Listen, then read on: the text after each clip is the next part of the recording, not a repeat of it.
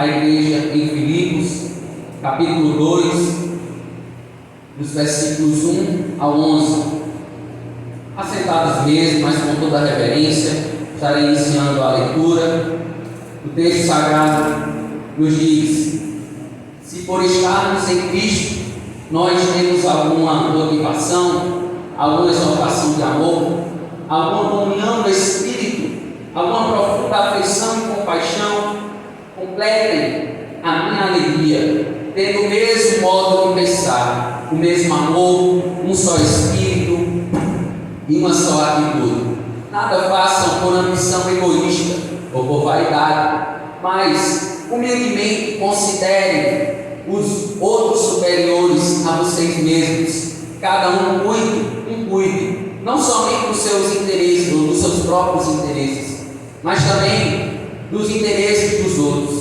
Seja a atitude de vocês a mesma de Cristo Jesus, que, embora sendo Deus, não considerou que o ser igual a Deus era algo a que devia apegar-se, mas esvaziou-se a si mesmo, vindo a ser servo, tornando-se semelhante aos homens, e sendo encontrado em forma humana, humilhou-se a si mesmo, e foi obediente até a morte, e morte de cruz. Por isso, Deus o exaltou à mais alta posição, e lhe deu o nome que está acima de todo nome, para que, ao nome de Jesus, se dobre todo joelho, nos céus, na terra, debaixo da terra, e toda língua confesse que Jesus Cristo é o Senhor, para a glória de Deus Pai. Que o Senhor aplique a sua palavra no nosso coração, cubra a sua cabeça.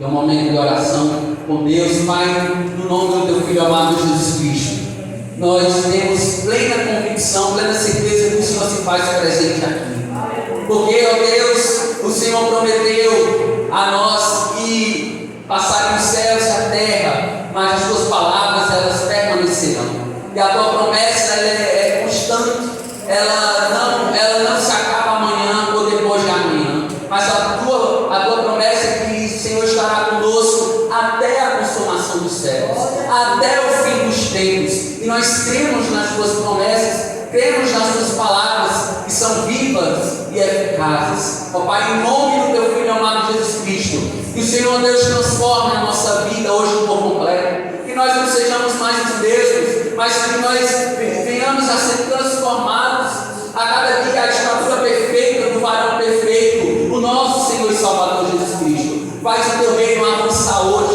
e nos conforme à imagem do teu Filho Jesus Cristo. Nós assim oramos e te agradecemos, sabemos que o Senhor fará, além do que pedimos ou pensamos, conforme o teu poder que opera em nós, por meio do teu Santo Espírito, em nome de Jesus. E a igreja diz: amém. Deus seja louvado.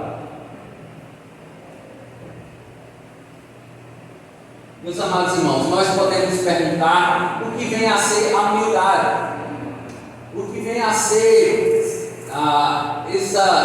essa qualidade. Uma das principais marcas do cristianismo é a humildade. E eu posso perguntar a você nessa noite: você se considera uma pessoa humilde?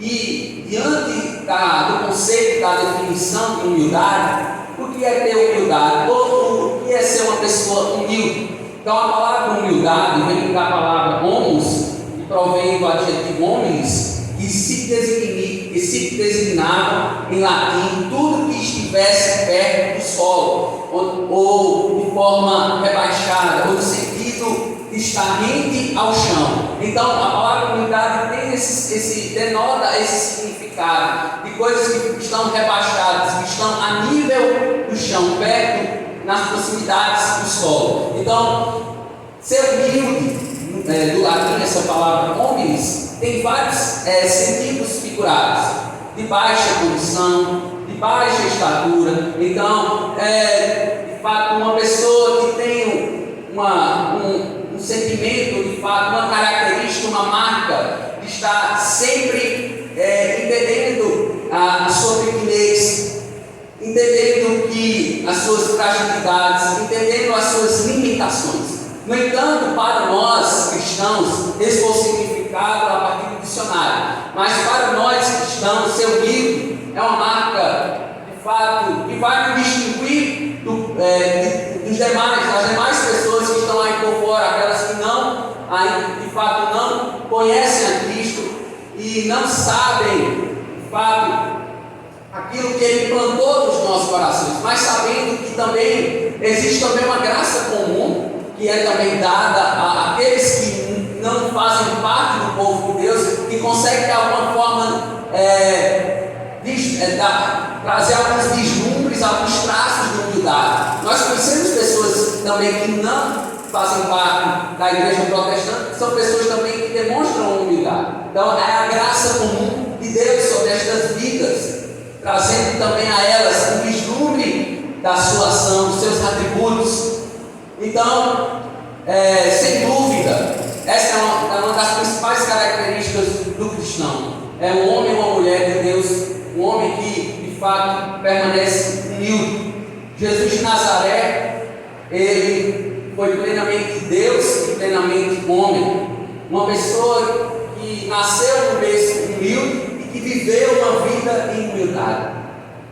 Ele sempre ele gozava, ele permanecia no estado de humilhação inicialmente, ele passou por esse estado de humilhação, mas esse estado de humilhação ele foi aprovado. Mateus capítulo 5, versículo 17, diz que Jesus cumpriu a lei e os profetas. Então, ele sendo o próprio Deus, a própria imagem de Deus, o escritor aos Hebreus vai dizer que ele era a imagem de Deus invisível, ele é a imagem da perfeição desse Deus, estava estampado na pessoa de Cristo, mas ele foi aprovado. Uma das mais importantes e maiores marcas do cristianismo, ele contemplou e ele viveu humildemente. Então Jesus, nós sabemos, chamado como o Verbo de Deus encarnado, a palavra de Deus desde o princípio, João capítulo 1, versículo 1, Gênesis capítulo 1, versículo 1, vai nos fazer refletir acerca deste Verbo de Deus encarnado. João vai chamá-lo também Cordeiro de Deus. Em Apocalipse capítulo 8, versículo 13, João vai estar declarando: o Cordeiro de Deus, ele tira o pecado do mundo, desde a fundação do mundo. O apóstolo Paulo vinha se alegrando. Se nós observarmos aí, olhem aí para as suas Bíblias, o capítulo 1, dos versículos 1 a 11, nós observamos aí o apóstolo Paulo, ele já estava se alegrando com os filipenses, com o progresso da fé dos filipenses, pois eles vinham demonstrando a fé do Senhor, do Cristo encarnado, que nasceu, viveu entre os homens, que morreu, foi sepultado, mas no terceiro dia foi ressuscitado, ascendeu aos céus, e há mais de 2000 anos ele foi exaltado à mais alta condição, à mais alta posição entre os anjos, entre os seres celestiais, porque ele se encontra à destra de Deus Pai. Nós sabemos que os demais anjos eles estão nas proximidades de Deus, mas aquele que está à destra de Deus Pai é o próprio Jesus, um corpo de glória, um corpo que nós um dia também receberemos, porque a Bíblia ela nos promete isso, e as palavras do Senhor de fato não passarão, mas elas permanecerão para sempre. Então Paulo reconheceu Jesus. Vejam aí, dos versículos 12 a 26 do capítulo 1, Paulo conheceu Jesus, aquele que deu uma missão, a missão a Paulo de proclamar, de ser um anunciador, de ser luz para os gentios, para promover o avanço das boas novas em Roma. Ele queria que os filipenses soubessem disso, né? Nós estamos refletindo um pouco no capítulo 1, e para finalizar o capítulo 1, dos versículos 27 a 30, observem aí, Paulo ainda exorta aos filipenses para que eles permanecessem o quê? Unidos, firmes, lutando o bom combate da fé evangélica, sendo constantes, lutando, glorificando a Deus, exalando o bom perfume de Cristo, trazendo, vivendo de forma digna a mensagem de Cristo. E Paulo continuava dizendo aqui, nesse texto que nós lemos inicialmente, Paulo vai nos fazer refletir hoje a respeito de algo importantíssimo para a nossa fé. E estaremos meditando o seguinte tema essa noite: tenha de igual modo a humildade em Cristo. Vamos repetir juntamente comigo? Tenha de igual modo a humildade em Cristo. Então essa é uma das principais marcas da cristandade ou do cristianismo, aqueles que seguem Cristo, aqueles que dizem ser discípulos de Cristo. Então, por que a humildade é a principal marca do cristão genuíno? Observem aí, em primeiro lugar, porque Jesus viveu na íntegra, viveu de forma inteira, completa, esta humildade. Versículo 1 vai dizer: se há, vejam só, se há, pois, algum estímulo em Cristo. Novamente Paulo vai dizer: se há, se existe, em outras versões, algum apelo persuasivo oriundo do amor. Ele vai dizer novamente: se há alguma comunhão do Espírito, se há alguma terna misericórdia e compaixão, completem a minha alegria. O versículo 2: tendo o mesmo modo de pensar, o mesmo amor, um só espírito, uma só atitude. Nada façam por ambição egoísta ou por vaidade, mas humildemente considerem os outros superiores a si mesmos. Cada um cuide não somente dos seus próprios interesses, ou dos seus interesses, mas também dos interesses dos outros. Vejam só o que Paulo inicia neste capítulo 2, essa porção das Sagradas Escrituras, nos fazendo refletir acerca da inteireza. Cristo, ele foi completamente inteiro, totalmente reto, totalmente íntegro. Então, ele foi plenamente Deus e plenamente homem, e ele nos deixa o exemplo a ser seguido. Nós que dizemos que somos discípulos, possamos pedir ao Senhor esta humildade, que é disponível a nós pela ação do Espírito Santo. Então, o apóstolo Paulo, em outras palavras, disse: se vocês, é como se Paulo estivesse dizendo aos Filipenses, se vocês, ó Filipenses, se vocês estão em Cristo, então, crentes, cristãos aqui da igreja do Betel brasileiro, em Serrita, é como se ele também estivesse falando para nós somos os leitores da igreja, somos os leitores dessa carta do século XXI. É como de fato ele estivesse conversando com nós e nos exaltando em amor. Então é como se Paulo de fato, vocês prestem atenção, vivam conforme Cristo viveu, em humildade, ou seja, que vocês tenham a mesma motivação, o mesmo propósito de servir a igreja. Então, uma das marcas dessa humildade é o serviço, meu amado, é o serviço cristão. Quando de fato nós servimos com a motivação correta, servimos com amor, servimos com entrega, com de fato uma abnegação. Que é a palavra abnegar? É entregar, é oferecer. Então Paulo vai dizer que as nossas vidas é um sacrifício vivo e agradável ao Senhor. Então o nosso culto racional que prestamos é um sacrifício, é uma entrega, é quando nós oferecemos ao Senhor, é quando nós dedicamos e apresentamos ao Senhor as nossas vidas como um sacrifício agradável, suave, mas na língua do Senhor. Então Paulo ele insistiu no versículo 2, Paulo ele exortou os irmãos que eles permanecessem como? No amor. O amor, meus amados irmãos, ele é o principal vínculo, ele é o principal dom. Abram as suas Bíblias para nós vermos. Paulo vai falar sobre o amor na carta de Paulo aos Coríntios, capítulo 13. Esta é a lista dos dons.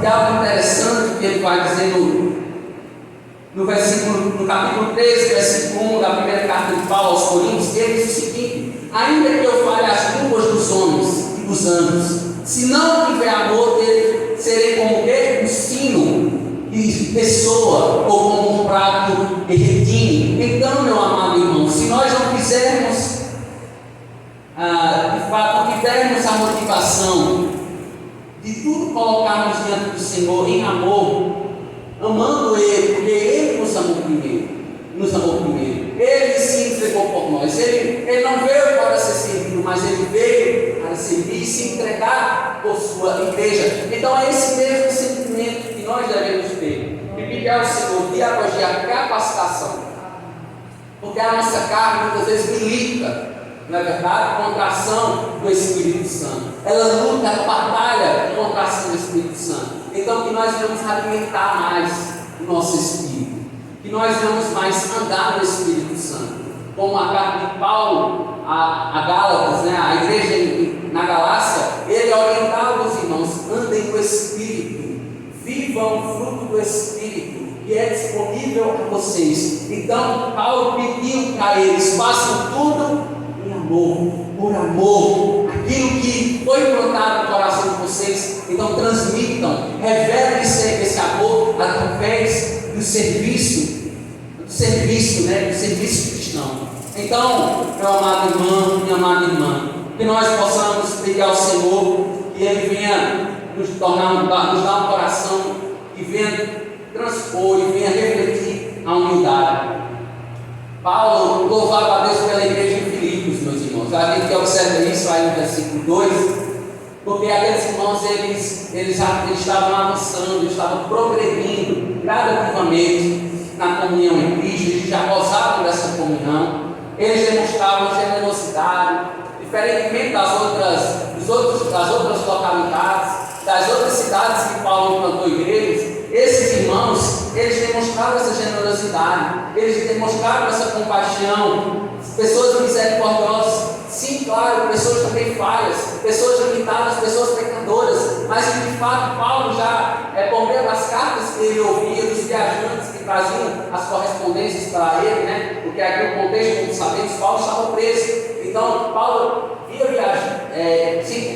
viajantes vinham de Filipos e traziam cartas, e Paulo ouvia falar do progresso da fé daqueles irmãos. Então a igreja em Filipos era uma igreja que demonstrava esta unidade. Eles estavam bem espiritualmente. Como é bom, né, nós estarmos em unidade com o corpo de Cristo. Como é bom nós, de fato, sabermos que estamos bem espiritualmente. Porque tantas pessoas nós já não gozam de uma espiritualidade sadia, de uma espiritualidade saudável. Quantas e quantas pessoas já não gozam desse estado de saudável, espiritualmente falando? Então, o versículo 3, observem aí, Paulo vai alertá-los acerca das consequências de uma possível desunião entre eles. Meus irmãos, nós entendemos que Deus, Ele se agrada onde há comunhão, onde há unidade do corpo de Cristo. Mas nós estamos sujeitos, né, pelos ardis de Satanás, pelos dardos inflamados do diabo, pelos seus laços de morte, por suas ciladas. Volta e meia, a igreja ela pode ser abalada na sua união. Volta e meia, ela pode haver separativismo, pode haver o quê? Desunião. E Satanás, ele de fato, ele conhece aquilo que nós muitas vezes falamos, né? A gente fala, a gente tem algumas atitudes. Então ele percebe o nosso comportamento. Então se faz necessário nós estarmos vigilantes. Paulo vai dizer: orai sem cessar, orai e vigiai. É porque de fato nós devemos alimentar o Espírito e tirar tudo aquilo que pode estar trazendo, alimentando a nossa carne. Então Paulo diz: revestir-vos, né? Resistir ao diabo, ele fugirá de vós. Então que nós possamos perseverar. Então Paulo pediu aqui aos filipenses que ele pede a nós hoje que nós devemos ter cuidado para não cair. Porque aqueles que estão em pé, cuidado, né? Para não cair. Tantas e tantas pessoas têm se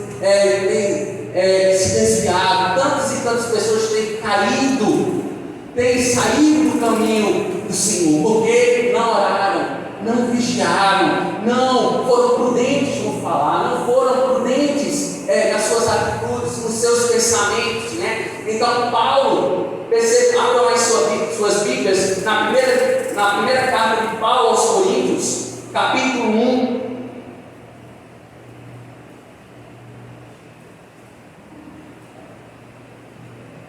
E veja como era a situação caótica que os irmãos da igreja em Corinto estavam vivendo. Era uma situação triste. Eles estavam totalmente distantes da vontade do Senhor, por não ter dado ouvido ao apóstolo Paulo, aos presbíteros daquela igreja. Paulo, na sua primeira carta aos Coríntios, capítulo 1, estaremos lendo dos versículos 1 ao 3. Vejam só, percebam o apóstolo Paulo falando àqueles irmãos, não lhes pude falar como a espirituais, mas como a carnais, como a crianças em Cristo, deles leite e não alimento sólido, pois vocês não estavam em condições de perceber. De fato, vocês ainda não estão em condições, porque ainda são carnais, porque vive inveja e divisão entre vocês. Não estão sendo carnais, agindo como mundanos. Ele por último, ele traz um questionamento. Ele vai dizer: vocês não estão sendo carnais e agindo como mundanos? Então, aquela igreja era totalmente diferente da igreja de Filipos. É uma igreja problemática, a igreja de Corinto, né? Como sabemos, uma igreja que deu muito trabalho ao apóstolo Paulo, e juntamente com os presbíteros. Então, a igreja de Filipos, ela não estava imune a uma desunião. A igreja como um sentido geral hoje, ela não está distante da igreja de Corinto. Ela pode cair em divisão, em separativismo e desunião, a partir de situações, como sabemos, que pode gerar desunião. E Paulo, ele orava pela igreja de Corinto, para eles crescerem em maturidade. Paulo orava para que os filipenses não caíssem no mesmo engano, na ambição egoísta, na vaidade mundana, passageira, que se fala por aí que você tem que ser maior do que o outro. Não é verdade? É o que a gente vê aí, é o que é falado aí. Você tem que ser maior do que a outra pessoa. Você é o centro do universo, né? As pessoas estão cheias de si, as pessoas estão amando a elas próprias, estão não tendo mais misericórdia do outro, não tendo mais compaixão do seu próximo, não estão amando a Deus sobre todas as coisas, que é o seu próximo como a si mesmo, não estão cumprindo o mandamento do Senhor Jesus Cristo. Então, pelo contrário, né, Paulo aqui, falando aqui, né, ainda sobre o versículo 4, Paulo vai dizer: vivam de forma a considerar o quê? Os seus irmãos, vamos lá, superiores a vocês mesmos. Aí ele vai dizer: cada um cuide não somente de vocês mesmos, mas uns dos outros, dos interesses uns dos outros. Então, a propaganda aí fora é que você deve cuidar da sua própria vida, você deve estar focado em você mesmo, mas o Evangelho é totalmente diferente. Esse regulamento, o Evangelho é diferente. Você deve ter os outros como superiores a você mesmo. Você deve servir o seu próximo. Você deve, de fato, cuidar dos interesses uns dos outros, meus amados irmãos. E algo que tem minado, de fato, algo que tem, de fato, trazido desunião no corpo de Cristo são os falatórios, meus amados irmãos. Pessoas que estão falando uns dos outros, na ausência dessas pessoas. Então é algo que estava acontecendo aqui e hoje não se faz diferente. Pessoas que chegam, por exemplo, chegam ao pastor e dizem: pastor, fulano é assado, fulano é assim.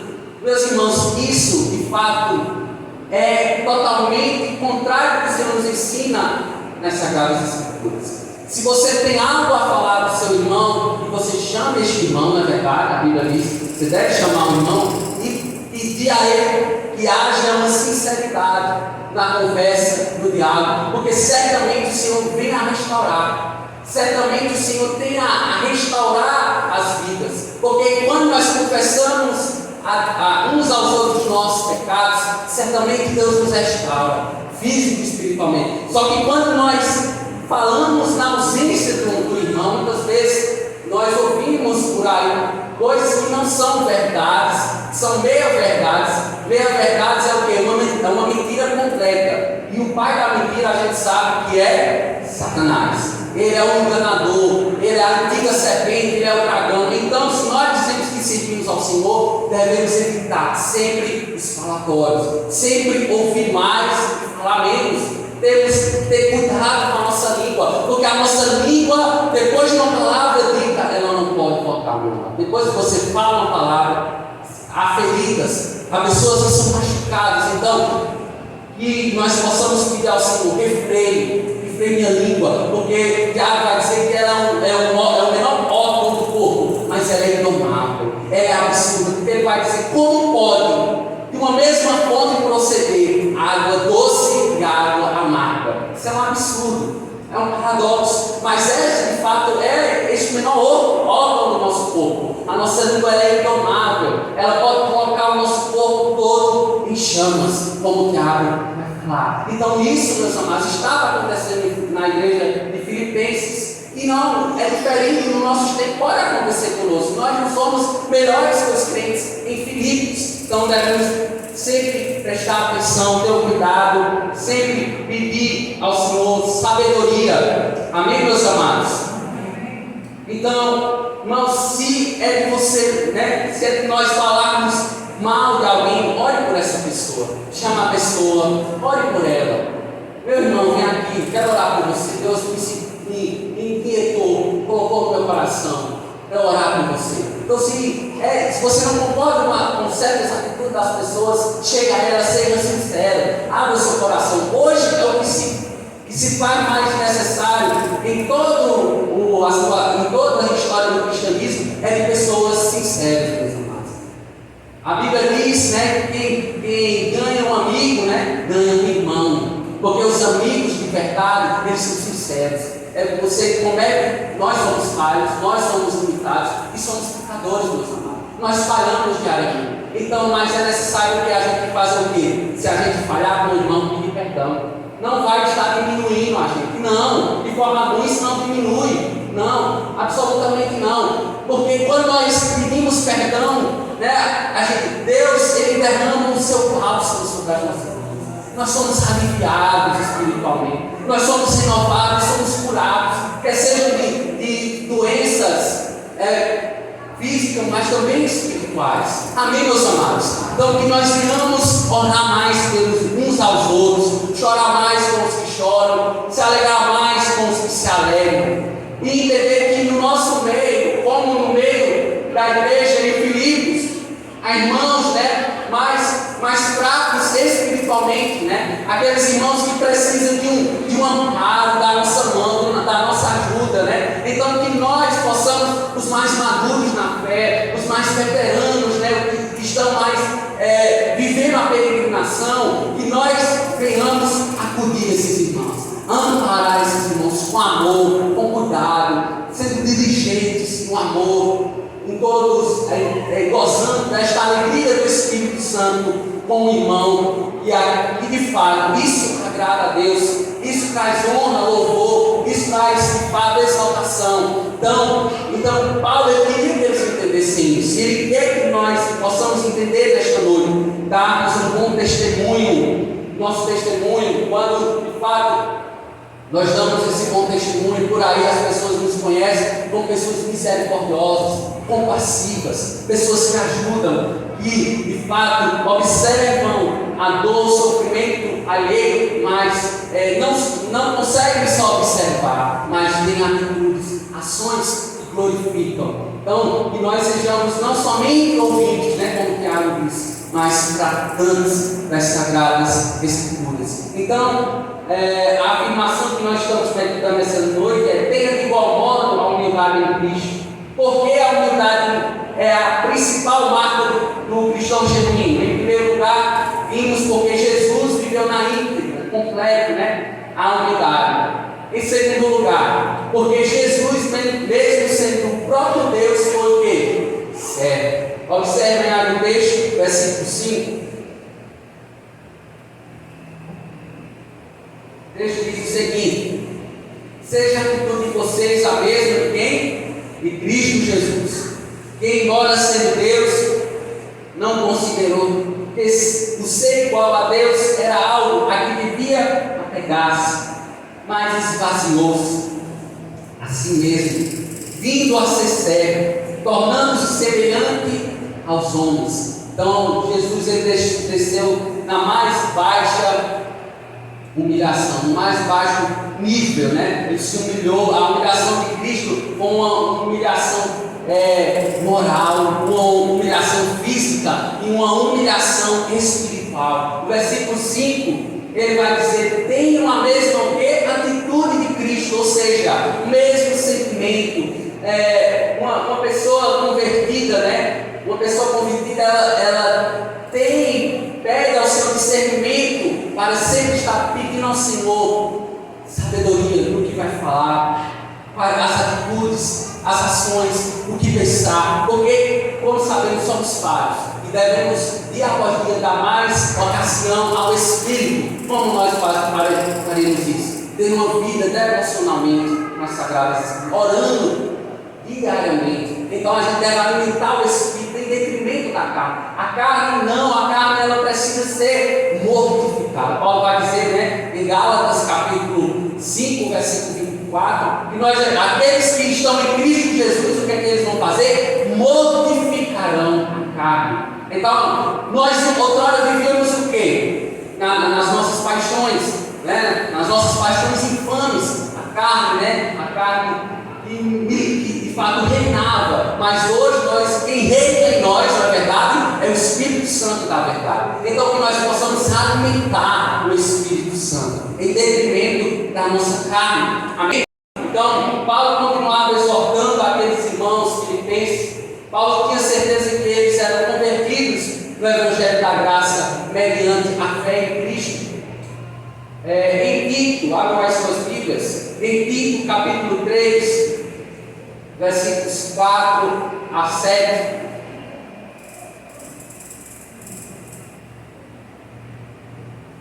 Carta a Tito, presbítero, Tito, capítulo 3, versículos 4 a 7, diz o seguinte: mas quando se manifestaram a bondade e o amor pelos homens da parte de Deus, nosso Salvador, não por causa dos atos de justiça por nós praticados, mas devido à sua misericórdia, Ele nos salvou pelo lavar regenerador e renovador do Espírito Santo, que Ele derramou sobre nós generosamente, por meio de Jesus Cristo, nosso Salvador. Ele fez a fim de que, justificados por sua graça, nos tornemos seus herdeiros, tendo a esperança da vida eterna. Meus amados irmãos, esse texto afirma: se nós recebemos a revelação de Cristo e dizemos que recebemos, temos a imagem de Cristo em nós, louvado seja o nome do Senhor. Ter a imagem de Cristo é ter a mesma disposição de Cristo, ter a mente de Cristo. Então, para refletir, será que temos refletido a imagem de Cristo em nós? Será que somos servos de Deus como Cristo foi servo e se entregou na cruz em favor de nós, meus amados? Meus amados, a santificação ela é um processo. Deus nos fez justos e justificados. Essa é uma declaração exclusiva da parte de Deus para nós, né? É como se de fato ele batesse o martelo, né? Um cenário onde nós estávamos de fato perante o juiz, e ele bateu o martelo dizendo: vocês estão justos, vocês foram redimidos, vocês são retos, são íntegros, não por seus próprios méritos, mas pelo mérito de Cristo, pela obra de Cristo na cruz do Calvário. Mas a santificação, meu amado, ela é progressiva, ela é gradativa. Então que eu e você, dia após dia, sejamos co-participantes, e somos co-participantes na santificação, dia após dia, crescendo os degraus nessa santificação. Sabemos que há dias que nós vamos entristecer o Espírito Santo, há dias que nós vamos dar honra e louvor ao Espírito Santo, mas dia após dia nós temos também a consciência que nós temos um advogado, né, que é justo juiz, o santo, que nós podemos ir a Ele e que perdão pelos nossos pecados. Certamente Ele há de nos perdoar e nos purificar de toda e qualquer injustiça. Louvado seja o nome do Senhor. Então, meus amados, quem aqui já ouviu falar a brincadeira siga o mestre? Há uma brincadeira que uma pessoa ela fala uma palavra, não é verdade? Ela faz um gesto, ela faz uma encenação, e aqui o discípulo ele tem que o quê? Tem que repetir, né? Tem que tentar repetir os gestos, repetir as encenações, as palavras que o mestre falar. Então, para nós pensarmos também, isso é uma forma ilustrativa para nós pensarmos a figura do nosso Cristo, nosso mestre por excelência, o guia perfeito da igreja. Então nós devemos ser o que com isso? Imitadores de Cristo. Paulo disse: sejam meus imitadores como eu sou de Cristo. Paulo, diante do cenário da cristandade, Paulo foi o único homem relatado nas Sagradas Escrituras que declarou esta verdade: sejam meus imitadores como eu sou de Cristo. Então que nós vamos imitar mais a Cristo, porque Ele é o exemplo de perfeição, Ele é o exemplo de serviço, de entrega, de amor, de compaixão, de misericórdia. Jesus é o nosso maior exemplo. Mateus capítulo 11, versículo 29, Jesus vai dizer aos seus discípulos: tomem sobre vocês o meu jugo e aprendam de mim, pois sou manso e humilde de coração, e vocês encontrarão descanso para as suas almas. Deus seja louvado. Mas de que forma imitaremos a Cristo? Nós podemos perguntar: de que forma eu e você, nós podemos indagar, de que forma eu e você podemos imitar a pessoa de Cristo? Eu respondo: pedindo o auxílio do Espírito Santo, para sermos servos de Deus verdadeiro, pessoas que amam servir uns aos outros, pessoas que ajudam no crescimento pessoal e espiritual dos outros. Paulo vai dizer que Jesus, mesmo existindo na forma de Deus, sendo o próprio Deus, foi reconhecido, vindo a ser servo, na condição de um ser humano. Meus amados, isso é maravilhoso. Segundo ainda William Hendrickson, o que Paulo está dizendo, pois em Filipenses capítulo 2, versículo 6, é que Jesus Cristo sempre foi e continuará sempre sendo Deus por natureza. Meus amados irmãos, como sabemos, quando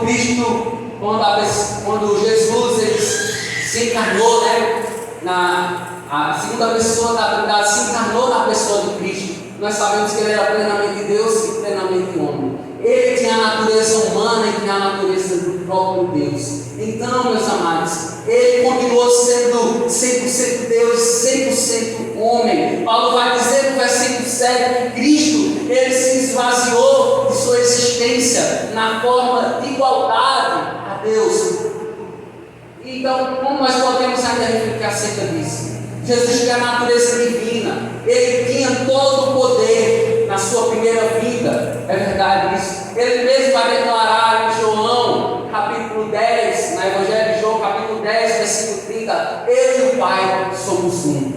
Mas, meus amados irmãos, a palavra aqui no grego para esvaziamento, é gnoses. Então, Cristo ele se esvazia. O que quer dizer isso? Ele abriu mão de usar o seu poder. Em várias ocasiões, ele abre mão para viver a vontade de Deus, para fazer a missão de Deus. Ele abre mão da sua glória, do seu poder. Nós temos Cristo, Jesus, ele andou sobre as águas. Nós temos ações pontuais da divindade de Cristo, Deus manifestando a sua divindade entre os homens, mas ele se esvazia a tal ponto, meus amados, que ele como homem de dores, ele chorou, ele padeceu pelos nossos pecados, ele sofreu como um homem normal, como um homem natural, porque se fazia necessário ele padecer, para ele assumir a nossa humanidade caída, depravada pelo pecado. Então ele se esvazia, ele com uma forma humana, ele toma agora a forma de servo.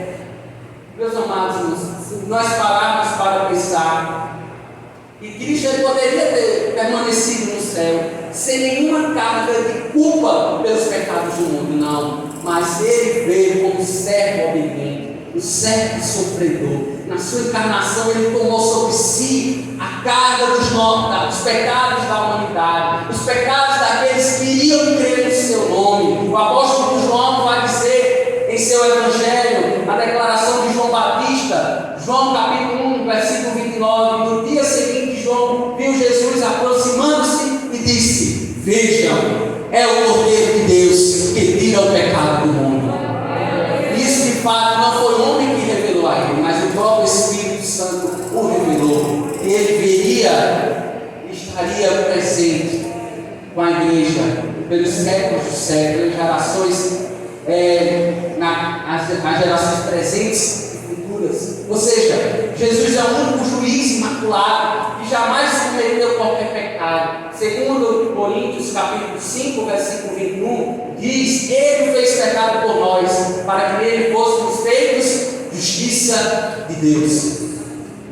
Irmãos, que tenhamos de igual modo a humildade de Cristo.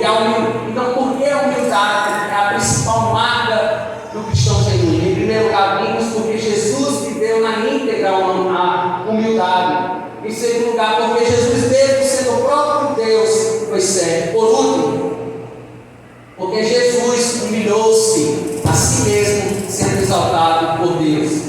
O texto vai dizer: sendo encontrado em forma humana, humilhou-se a si mesmo e foi obediente até a morte de cruz.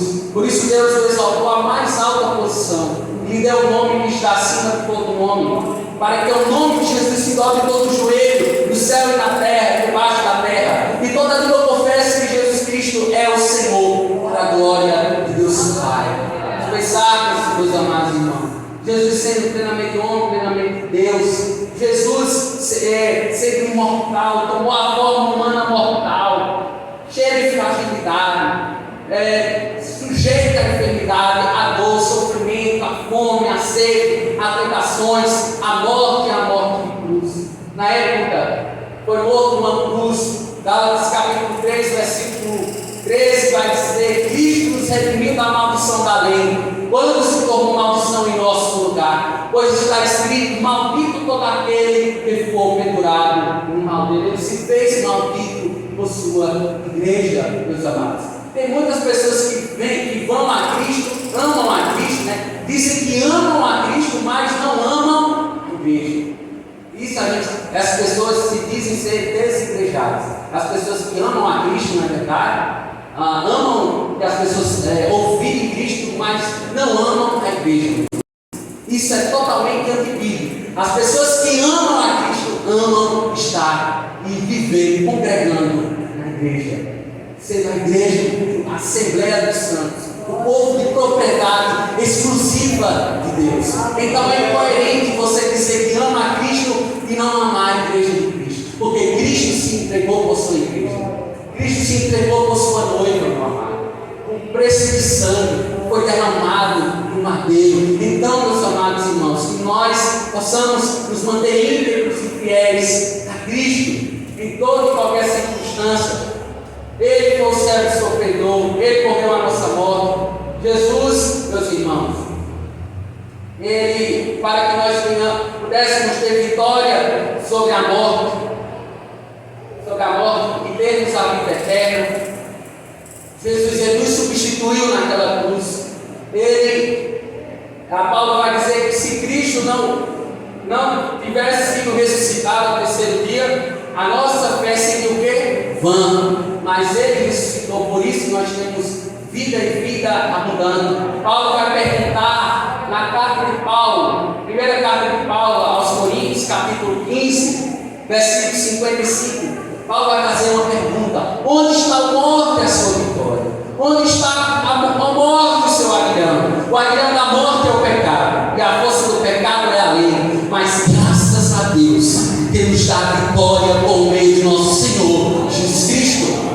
Bendito seja o nome do Senhor. A morte não pôde vencer o nosso Salvador na cruz do Calvário. E não, absolutamente não poderia vencer. Porque a morte é apenas uma serva de Cristo. A morte é apenas uma serva dele. Ela não pôde parar, né? E não poderia parar o plano de salvação do próprio Deus, do seu Cristo na história. Louvado seja o nome do Senhor. Paulo vai dizer que Deus o exaltou soberanamente no versículo 8. Nos versículos, prestem atenção aí no versículo 9 e 10, Paulo diz que recebendo o nome do Altíssimo, ele recebeu o nome do Altíssimo e ele é cabeça de todo principado, de toda potestade, de toda autoridade terrena e celestial.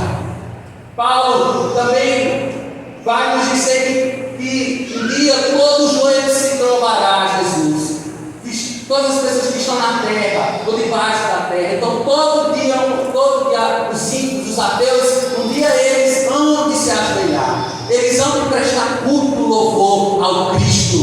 ao Senhor, Criador dos céus e da terra. Louvado seja o nome do Senhor. No livro de Apocalipse, nós temos a figura do trono e cordeiro. Abra aí, Apocalipse capítulo 6. Aqui João vai revelar à igreja cristã a figura do trono e cordeiro.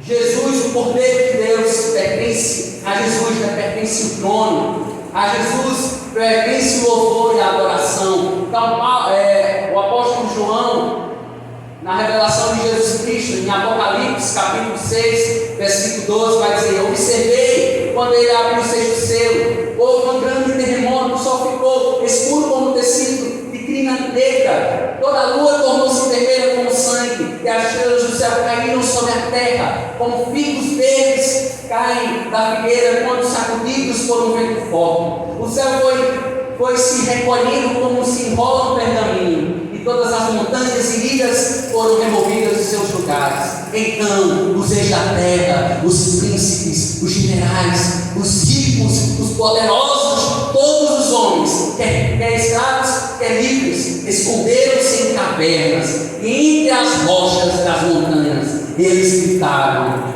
as montanhas e as rochas caiam sobre nós, esconda-nos da face daquele que está sentado no trono e da ira do cordeiro, pois chegou o grande dia da ira deles, e quem poderá suportar?